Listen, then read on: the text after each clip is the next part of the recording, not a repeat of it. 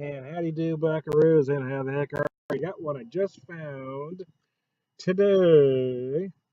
The, the Guinness Rye Pale Ale, an aromatic amber ale, 5%, brewed with rye malt, product of Ireland. The Brewers Project. Now, I bought their Brewers Project back, I guess it was the end of last year, first into the new year. Would it have the two? I think I had the two porters and a stout, or two stouts. Anyways, whatever it was darn tasty. I think I loved it. Well, I did love it, actually. I shouldn't say I think I loved it. But anyway, let me read from their bottle here. A group of enterprising brewers on a quest to explore new recipes, reinterpret old ones, and collaborate freely to bring exciting beers to life. First created by our Brewers Project as a holiday gift for friends, Rye Pale offers a rustic, peppery bite balanced with citrusy grapefruit notes from Mosaic and Cascade hops. So let's see what she's got, shall we? There is a little citrus on the nose. Grapefruit, I don't know, it feels light, but I suppose I'm also getting some almost lemon zest like notes as well. But that could be just me. Who knows?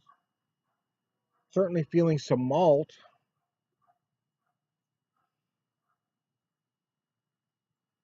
Definitely some toasted malt notes.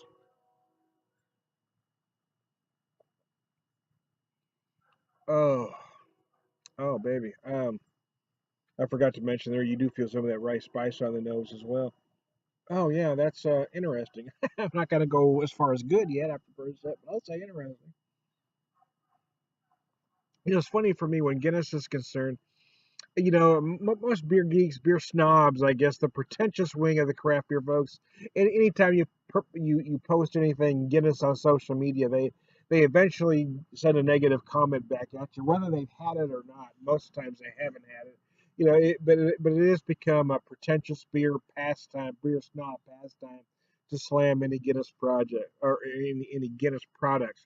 The reason I won't do that, I mean, there are some I don't like, don't get me wrong, but the reason I don't intentionally slam them or buy them with the intention of slamming them is because Guinness Stout was the gateway beer for me. I mean, I think it was probably the first non macro that I had.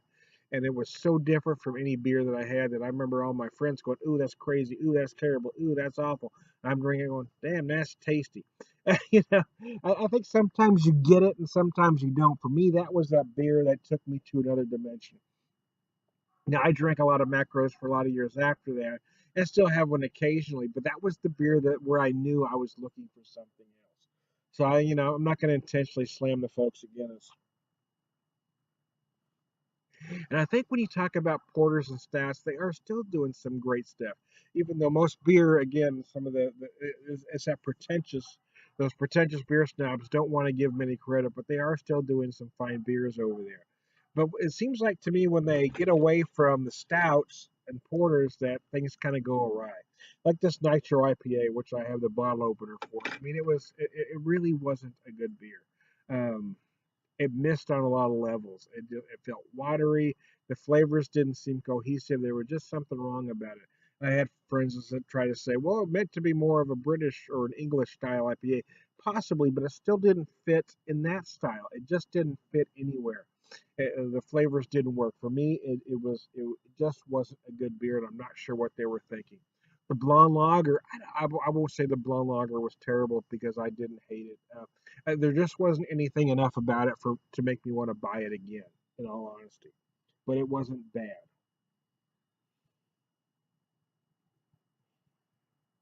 And I get into all that because I remember my comments on the Nitro was I felt like there was a lot of competing flavors that didn't seem to work together. I'm almost getting kind of the same thing with this pale ale. And again, I don't know if it's flawed. I don't know if I mean I certainly don't find it horrible, but I'm not getting the flavors that they. How do I say this right? I am getting some grapefruit, but I don't think I'm getting in a way that I interpreted it from the bottle. I guess maybe it was my interpretation. I'm feeling it very light. I'm feeling some of that lemon zest right at the very finish. I'm feeling certainly some hints of caramel malt. or some hints of caramel coming from the malt is how I should have put that. Again, I don't know if it's a horrible beer. It runs 8.98 a six pack, which isn't a terrible price. I just don't know if it's enough to make me want to buy it again. I'm not intrigued enough by it to buy a second six pack, but I am glad I bought the first one, and I'm glad I bought a six pack and not a single because I think folks that only buy singles are missing out. I think you're not getting the full experience of a beer if you're just trying one and never having it again. I like to buy a six pack because I like to pop one and do a video. I like to pop one and do a written review. I like to pop one and just drink it and with not having to do a video and then I've got some others I can either give away or drink, in between doing other things, But there are times that I pick something out of that fourth, fifth, or even sixth beer that I didn't notice in that first or even second beer. So I think for me, I think the folks that tell you that they get, you all watch so many beer reviews, and these guys are doing a complete, what they think is a comprehensive beer review over about 2 to 4 ounces of beer. There is no way. There is no way. They want to tell you, oh, yeah, that's the way it is. There's no other flavors than these, and I only drank 4 ounces of beer. Well, those people are just bullshitting you. They're pulling those flavors out their ass. They're probably reading reviews before they're doing their video, putting an amalgamation together, and saying, this is what I had. I don't trust any of those folks. I don't listen to beer reviewers. I don't even listen to myself, man. I don't go to I don't I don't look at the beer aisle and start checking Untapped or looking at Beer Advocate Rate Beer because they're all full of bullshit. If you want some advice, go to the check the brewer's website. Just get the particulars on the beer if you must. Talk to the beer guy at the store. I mean, the two great beer stores I have in town, even some I have where I work. In the area of where I work, I should say, we'll give you the rundown, but don't listen to anybody's opinion. Don't decide to buy or not buy a beer because of what somebody said or what somebody wrote. Have a pair, have an opinion, and just buy it. You use your gut instincts. You're not always going to be right. I'm not always right. But those folks on Rate Beer and Beer Advocate aren't helping you any either. They're pulling shit out their ass. They don't know what they're talking about. That's not complete true. I'm kind of being hard at the moment. The problem is that there are a handful of folks that know what they're doing, but you've got to go through so many reviews of folks that are just monkey see, monkey do.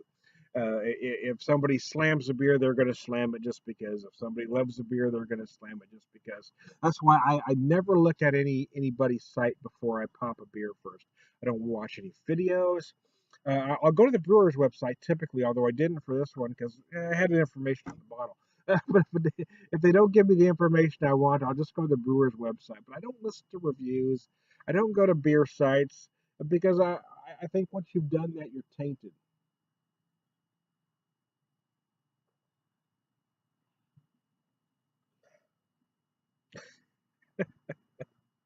I love irritating folks. That's what I do, man. Some people are so protective of Beer Advocate and Rate Beer. For me, I'm not a fan of either side. I mean, I've said it for years. I mean, I've been saying it for, gosh, probably as many years as they've been around. I'm not a fan. I just don't like them, man. Because there are, I think it's a lot of monkey see, monkey do. I think there are too many wannabes on both of those beer sites. There are too many people that want to be like somebody else, and there's not enough original opinion. So I just don't get involved. When I'm staring at the beer aisle, man, I say, do I want this or do I not? I don't check Untapped. I don't get on Beer Advocate. But you know why? Because I have a mind of my own. I'm actually able to think for myself, and I don't need somebody to tell me whether I should buy a beer or whether I shouldn't.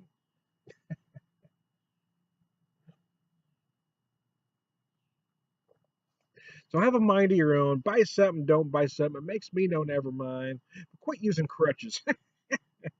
That's what's wrong with this country. People need tools. People use crutches, man. People want to get up and use somebody else's. Think for yourself, man. No, the truth is, I don't hate this beer. I don't think it's horrible. I don't think it's one I'd buy again personally. Um, I'd be leery of folks that give it a high grade on any beer sites. I'd be leery of folks that give it an extremely low grade because I think the folks that give it a high grade are trying to get free product. I think the folks that give it a low grade are just beer snobs that just want to slam anything that's not a craft beer. Because truth is, this beer really belongs somewhere in the middle. It's not great. It's not horrible. Would I buy it again? No. But am I going to have a problem drinking the full six pack? No, it's not. It's not terrible. It's not flawed. It's just not something remarkable enough for me to want to buy it again. I am Tony Beer Whisperer.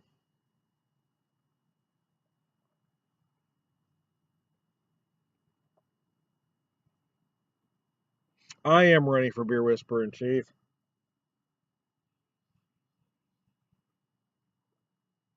And I can't find the stop button.